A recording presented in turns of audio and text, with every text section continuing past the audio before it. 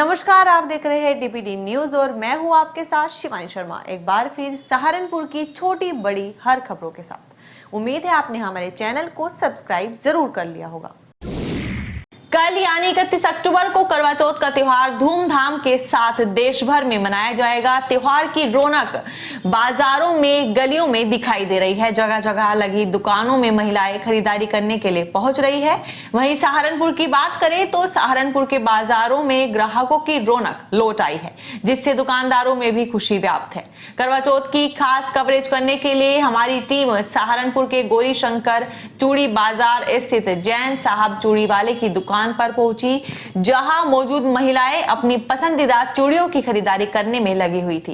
इस दौरान दुकान पर मौजूद महिलाओं से हमने करवा चौथ क्यों मनाया और कैसे मनाया जाता है इसके बारे में भी जाना। इसके साथ ही महिलाओं ने हमें यह भी बताया कि करवा चौथ पर छलनी से चांद को देखने की परंपरा कैसे शुरू हुई। इसके साथ ही दुकानदार ने हमें बताया कि काफी समय बाद बाजारों में ग्राहकों की रौनक लौटी है और सुबह से लेकर शाम तक महिलाएं करवा चौथ की खरीदारी करने में लगी हुई है। महिलाओं का पसंदीदा त्योहार यानी कि करवा चौथ आ गया है और बाजारों में चारों तरफ रौनक दिखाई दे रही है। हर जगह महिलाएं शॉपिंग कर रही है करवा चौथ के लिए। और अभी हम सहारनपुर के चूड़ी बाजार में आए हैं, जहां पर महिलाएं किस तरह से इस त्योहार को मनाएगी और शॉपिंग में क्या क्या करने वाली है वो। कुछ महिलाएं हमारे साथ मौजूद है जो अभी खरीदारी कर रही है, उनसे हम बात करेंगे। आपका नाम मैम? मेरा नाम पूजा बजाज। पूजा जी, आप हमें बताइए कि शॉपिंग कर रहे हैं करवा चौथ की, उसके बारे में थोड़ा सा। शॉपिंग तो कर रही है, करवा चौथ है, शॉपिंग तो होगी होगी। कब से इस त्योहार का इंतजार आपको था? ये तो हर साल ही रहता है जब बीत जाता है तो फिर इंतजार रहता है। अपना एक्सपीरियंस हमारे दर्शकों के साथ शेयर कीजिए। अच्छा लगता है, मतलब त्योहार आता है, एक अपना अलग ही रहता है इसमें। तो कब से खरीदारी शुरू की गई आपकी? हम तो आज ही निकले हैं। आज ही निकले? हाँ। यहाँ पर एक और महिला हमारे साथ मौजूद है, उनसे हम बात करेंगे। आपका नाम मैम? निकिता मनोजा। निकिता जी, सबसे पहले आप हमें ये बताइए कि करवा चौथ क्यों मनाया जाता है? ये पति की लंबी उम्र के लिए। अच्छा, तो थोड़ा सा बताइए कि सबसे पहले आपको पता हो अगर कि किसने करवा चौथ मनाया, कैसे मनाया गया था? बस सती जी ने सावित्री जी ने अपने पति की लंबी उम्र के लिए वरदान मांगा था, तो उन्होंने व्रत रखा इस चीज़ के लिए, पूरा दिन भूखी रही वो, तो उस वजह से उन्हें वरदान देना पड़ा। और पति को, मतलब उन्होंने बेटे का वरदान मांगा तो उन्हें पति को छोड़ना पड़ा, उनके यमराज जी को। तो इस वजह से ये प्रथा चलती आ रही है, काफ़ी पुरानी प्रथा है। सब उस दिन अपने पति के लिए व्रत रखती हैं और उनकी लंबी उम्र की कामना करती हैं। तो आप बताइए कि खरीदारी आप कैसे, कब, कहाँ से करती है? खरीदारी तो हमारी शुरू हो जाती है पहले से ही कभी साड़ी आती है तो कभी अब बैंगल्स लेने के लिए आज निकले हम लोग। मेरी फ्रेंड की शॉप है ये जी, तो उनकी शॉप से ही हम लोग लेते हैं। यहाँ पे बहुत अच्छी वैरायटी मिलती है और फ्रेंड भी है, मिल भी लेते हैं और शॉपिंग भी कर लेते हैं। तो अभी देखा आपने, इन्होंने हमें बताया कि करवा चौथ क्यों मनाया जाता है और ख़रीदारी कब से इनके द्वारा की जा रही है, वो भी इन्होंने हमें बताया। आइए यहाँ पर दुकान की जो ओनर है उनसे हम बात करेंगे कि कब से यहाँ पर दर्शकों की आवाजाही शुरू हो जाती है।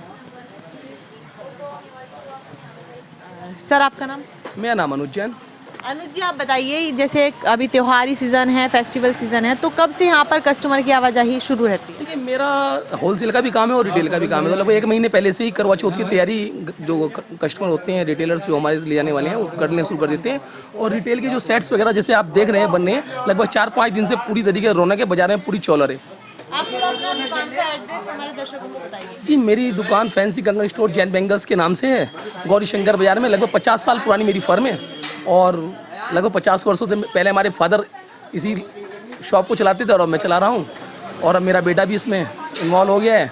तो लगभग तीसरी पीढ़ी हमारी जो है इसी शॉप पे लगी हुई है काम। तो जैसे त्योहारी सीज़न है, तो ये जो रौनक बाजार में रहती है, इसको देखकर कैसा लगता है? जी, बहुत अच्छा लगता है। ग्राहक तो हमारे लिए भगवान स्वरूप है। बहुत मंदा था, कस्टमर नहीं था मार्केट में, बहुत दुखी थे व्यापारीगण, लेकिन त्योहारी सीजन में इस बार अच्छी तरीके से लेडीज़ परचेज़ कर रही हैं। इससे बाजार में भी रौनक है और पैसे का टर्नओवर घूमेगा तो मंदी भी खत्म होगी। अभी हमारे साथ जो ग्राहक मौजूद हैं उनसे हम बात करेंगे कि करवा चौथ किस तरह से मनाया जाता है और उसकी प्रथा के बारे में। मैम, आप बताइए कि सबसे पहले कि करवा चौथ आप सुबह से लेकर शाम तक क्या शेड्यूल रहता है, कैसे बनाते सुबह हम उठते हैं, पहले हम उठ के अपना नहा धोकर सरगी बनाते हैं, सरगी लेते हैं जो हमें मतलब हमारे सास के थ्रू दी जाती है।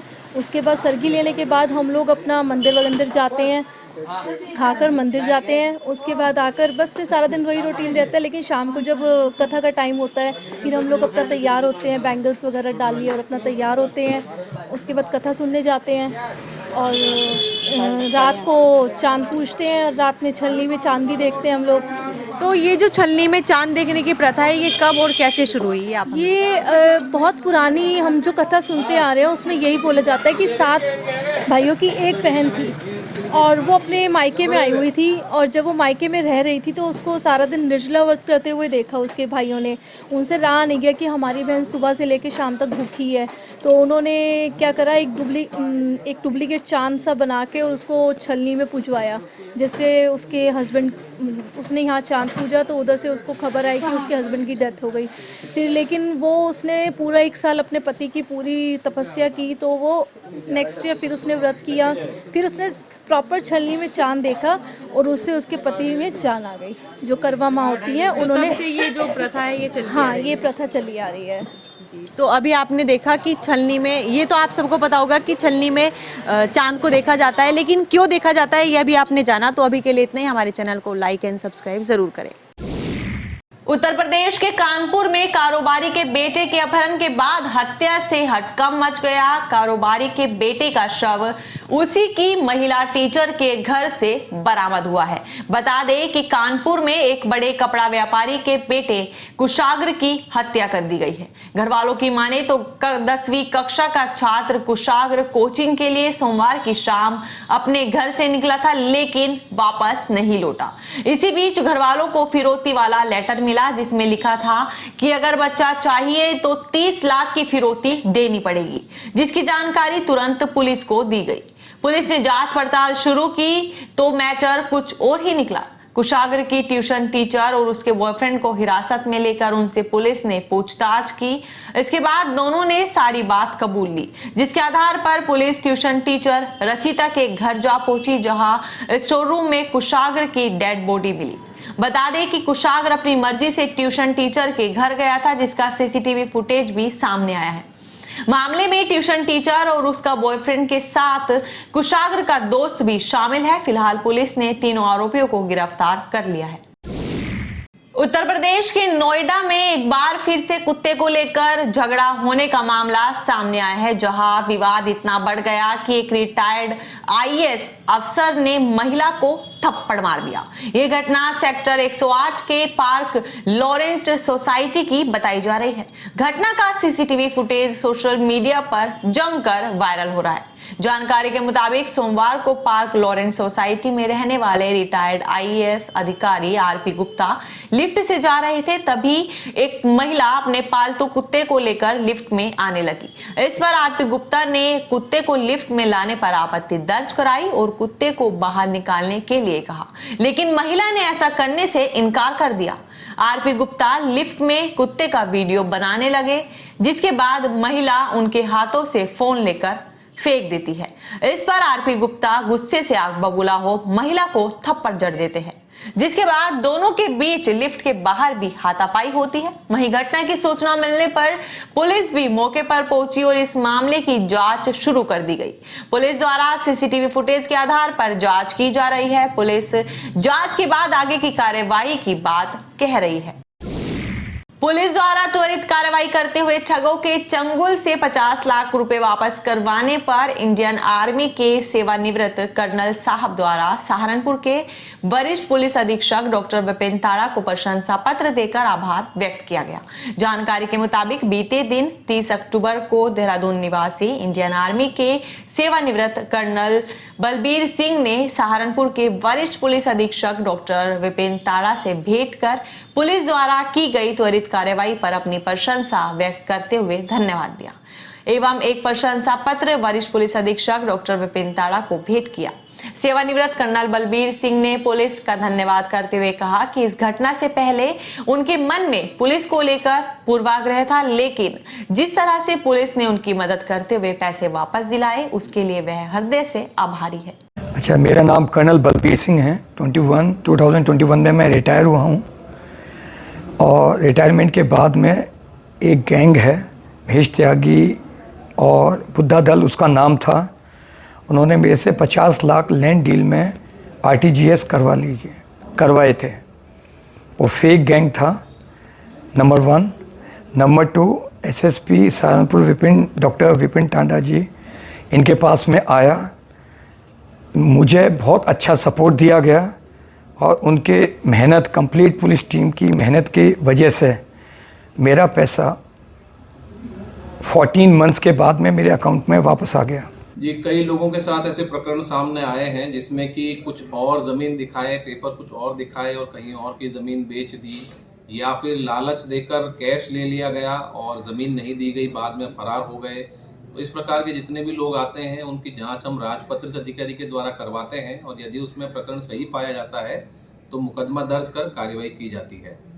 मेरा सभी से अपील है कि जो भी ऐसे प्रकरण हैं भूमि संबंधित, उसमें अतिरिक्त सावधानी बरतें और पहले ज़मीन खरीदने से पहले तहसील में जाके उसे सत्यापित कर लें और जहां ज़मीन है वहां के आसपास के निवासियों से भी बात करके उसकी तस्दीक करें कि वो ज़मीन किसकी है और किसके पेपर हैं। वो सभी जानकारी करने के बाद ही और पेमेंट जो करें वो सदैव उसको बैंक खाते के द्वारा करें, ताकि कोई आपके पास एविडेंस रहे कि आपने पेमेंट किया है, और लिखा पढ़ी अवश्य करें इन चीज़ों की। सहारनपुर में आज थाना GRP पर सरदार वल्लभ भाई पटेल की जयंती हर्षोल्लास के साथ मनाई गई। GRP थाना प्रभारी संजीव कुमार ने बताया कि थाना GRP पर राष्ट्रीय एकता दिवस मनाया गया, जिसके उपलक्ष्य में सरदार वल्लभ भाई पटेल की जयंती पर शपथ ग्रहण की गई। उन्होंने बताया कि सरदार वल्लभ भाई पटेल की जयंती पर उनके चित्र पर पुष्प अर्पित कर उन्हें याद किया गया। इस दौरान GRP थाना प्रभारी संजीव कुमार समेत थाना GRP का स्टाफ मौजूद रहा। वरिष्ठ पुलिस अधीक्षक हरिद्वार के आदेश अनुसार प्रभारी निरीक्षक ज्वालापुर विजय सिंह के निर्देशन में प्रभारी चौकी रेल उप निरीक्षक देवेंद्र तोमर व प्रभारी चौकी बाजार उप निरीक्षक आशीष नेगी के नेतृत्व में टीम बनाकर सुभाष नगर मोहल्ला तेलियान, मोहल्ला कोटरावान, सूरजनगर, लोधा मंडी, हरिलोक कॉलोनी के आसपास आदि जगहों पर किराएदारों तथा घरेलू नौकरों के सत्यापन हेतु सघन अभियान चलाया गया। अभियान के दौरान किराएदारों का सत्यापन न कराने पर 10 मकान मालिकों के विरुद्ध 83 पुलिस एक्ट के अंतर्गत कार्रवाई करते हुए प्रत्येक मकान मालिक के 10-10 हजार रुपए के चालान कर चालानी रिपोर्ट माननीय न्यायालय प्रेषित की जा रही है। अभियान के दौरान 40 किराएदारों व घरेलू नौकरों का मौके पर ही सत्यापन की कार्यवाही की गई। एडवाइजर से यहाँ आपको दुकान, मकान, प्लॉट, कोठी खरीदने या बेचने के लिए अच्छी सलाह दी जाएगी। कॉन्टेक्ट नंबर है 9358807859 या 9045853506। इन नंबर पर आप व्हाट्सएप या कॉल करके संपर्क कर सकते हैं और पा सकते हैं अच्छी सलाह। वीडियो में अंत तक बने रहने के लिए आपका शुक्रिया। हमारी वीडियो को लाइक एंड शेयर करना ना भूलें और वीडियो आपको कैसी लगी कमेंट में जरूर बताएं।